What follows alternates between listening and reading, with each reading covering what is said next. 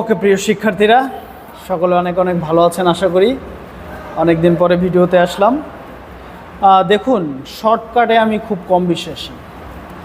আপনারা শর্টকাটে অনেক কিছু করছেন এখন, যেমন একটা ছন্দের মাধ্যমে কয়েকটা উপন্যাসের নাম শিখলাম, কবিতার নাম শিখলাম, গল্পের নাম শিখলাম, শেষ না।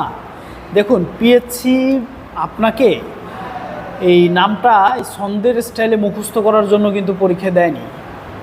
আপনাকে তারা চায়, যেহেতু আপনি বাংলাদেশ সিভিল সার্ভিসে যোগদান করবেন, বাংলাদেশের শিল্প, সাহিত্য, সংস্কৃতি, ইতিহাস, রাজনীতি, অর্থনীতি, সোশিও ইকোনমিক পার্সপেক্টিভ সব কিছু আপনি শিখে শিখে আসেন।